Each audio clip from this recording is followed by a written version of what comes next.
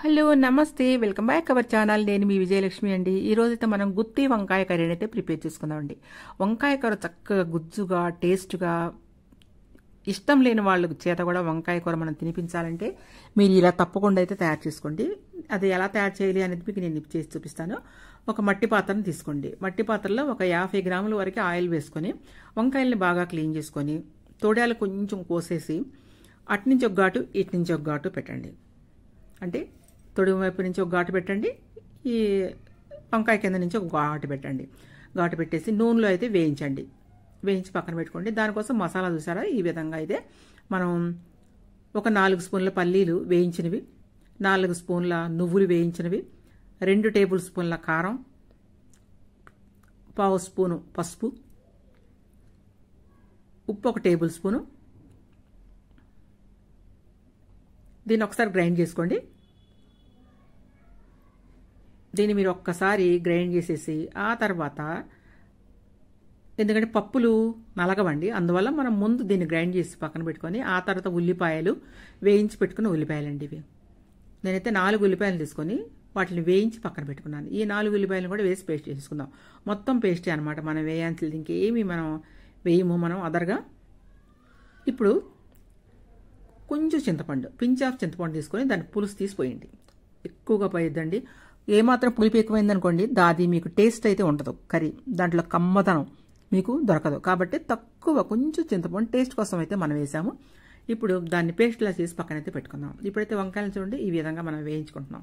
అటు ఒక ఘాటు ఇటు ఒక ఘాటు పెట్టి చక్కగా మనం ఆయిల్లో, మనం 50 గ్రామ్స్ పోసుకున్న ఆయిల్లో చక్కగా వేయించుకునే ముక్కల్ని 2 బ్యాచ్లుగా వేయించుకొని పక్కన పెట్టుకుందాం. ఈ కేజీ వంకాయలండి, అరకిలో చొప్పున నేనైతే వేయించి పక్కన పెడుతున్నాను.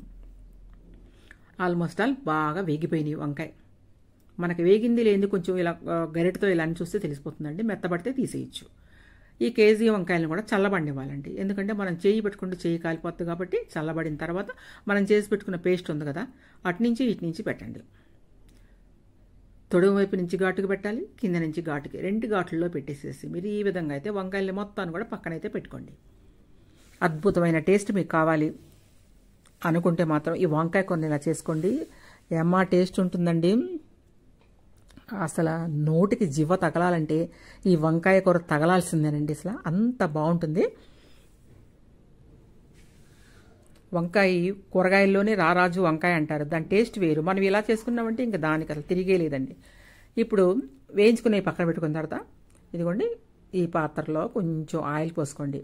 ఆయిల్ ఒక 2 టేబుల్ స్పూన్ వరకు పోసుకోండి. పోసుకొని ఒక ఎండుమిర్చి, తాలింపు గింజలు, 1/2 స్పూన్ మినపప్పు, 1/2 స్పూన్ జీలకర్ర, 1/2 స్పూన్ ఆవాలు. ఈ విధంగా ఆవాలు చిట్టపట అనే వరకు కూడా మీరు వేయించుకోండి. చక్కగా వేయించుకుని చిట్టపట అన్న తర్వాత మనం స్టఫ్ చేసుకున్న వంకాయలు ఉన్నాయి కదా, అవి మొత్తం దాంట్లో వేసేసేయండి. కేజీ వంకాయలు అయితే నేను అలా చేసి చక్కగా వేయించుకున్నారండి. కొంచెం మెల్లింగా తిప్పండి. కొంచెం బడబడ తిప్పారంటే అవి వేగినవి కదా, తునిగిపోతాయి. మెల్లింగా అలా లైట్గా అలా తిప్పుకున్న తర్వాత కొంచెం జారు కడుక్కొని ఒక 2 టేబుల్ స్పూన్ల వాటర్ పోసుకొని జారు కడిగి దాంట్లో పోయండి. మీకు ఈ వాటర్ ఉండదండి, ఉడికే లోపటికి మీకు ఈ వాటర్ అంతా మీకు ముక్కలకు పట్టుకుపోద్ది. గుజ్జు ముక్కలు అంతా పట్టుకొని ఈ వంకాయ స్టఫింగ్ కర్రీ సూపర్ టేస్ట్గా ఉంటుందండి. మీరు ఈ విధంగా మీకు నచ్చినట్లయితే మీకు నచ్చిందని నేను అనుకుంటున్నాను. తింటే దీని టేస్ట్ మాత్రం అద్భుతంగా ఉంటుంది. నేను ఏ విధంగా చేశాను అనేది ఫస్ట్ నుంచి లాస్ట్ వరకు నా వీడియో చూసి మీరు అదే విధంగా చేసుకొని ఒకసారి ట్రై చేయండి. దాని టేస్ట్ ఎలా వచ్చింది అనేది నాకు ఒక్కసారి కామెంట్స్ అయితే చేసి చెప్పండి. అంత అద్భుతంగా అయితే ఉంటుందండి కర్రీ. ఇప్పుడు ఈ వాటర్ అంతా ఎగిరిపోయి మనకి మొక్కకు పట్టుకుంటుందండి వంకాయకి చుట్టూ. చూసారా, వంకాయ స్టఫింగ్ కర్రీ తప్పకుండా అయితే మీరైతే ప్రిపేర్ చేసుకోండి. చూసారా దాని కలరు, వంకాయలు బ్లాక్గా ఎంత బాగున్నాయి అసలు.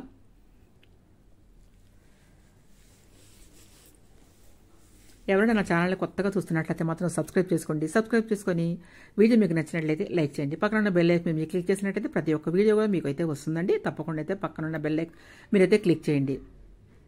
వీడియో ఫస్ట్ నుంచి లాస్ట్ వరకు చూడండి. ఏ విధంగా చేశాను అనేది మీకు చూస్తే మాత్రం తప్పకుండా మీరు అదే విధంగా అదే మెజర్మెంట్స్తో మీరు చేసుకున్నట్లయితే, నేనేం వేసాను ఎంత కొలతలతో మీరు చేసుకున్నట్లయితే సూపర్ టేస్ట్గా అయితే ఉంటుందండి.